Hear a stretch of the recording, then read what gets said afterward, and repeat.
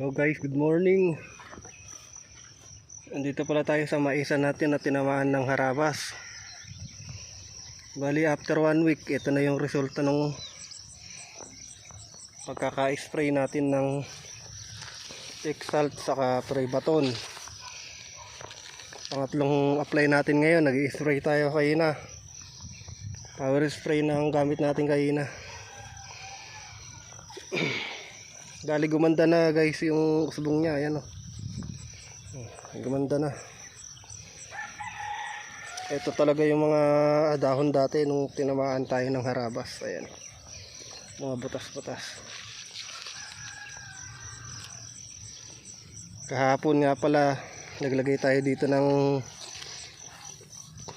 ano, ang tawag dito, yung kulay violet,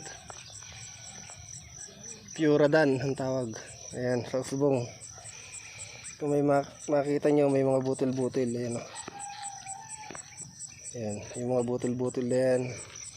Bawat puno pinaglalagyan natin.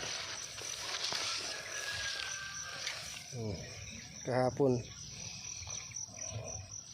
Ang purpose niyan para yung bulaklak ng mais ay hindi dapuan din ng mga shoot borer, pamahayan ng uod para masira.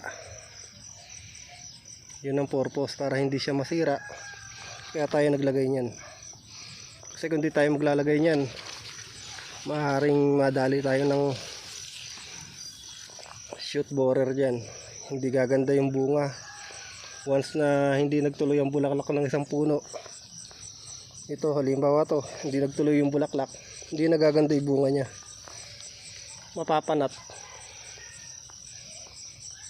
Bali 1 month tong tree line na to ngayon. Ayan, hanggang ano na natin, dibdib.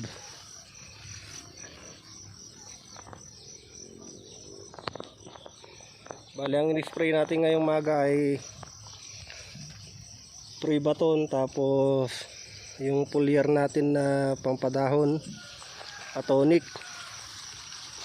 Saka naglagay din tayo ng Perfectayon para sa mga paru-paro yun. Ayan, ganda na guys nung ano natin, oh, puno ng mais.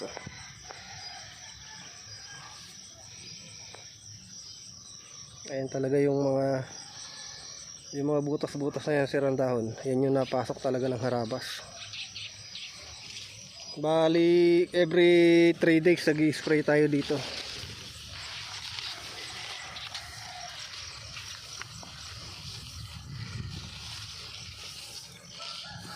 Ang ganda na oh.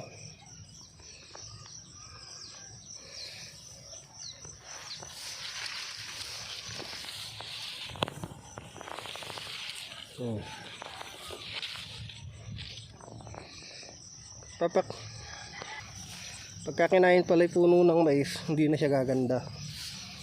Ito kahit sabihin natin inusbungan, hindi na siya hahabol. Ito guys, oh, ito yung mga kinain. Ayan, ayan, kinain yan. Yan. Tapos itong yan. Tapos ito.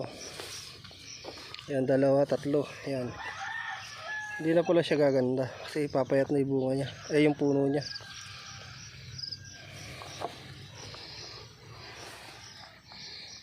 Ganun pala epekto. Hirap din magbantay ng mais pala pagka may mga nakawalang hayop sa kapitbahay.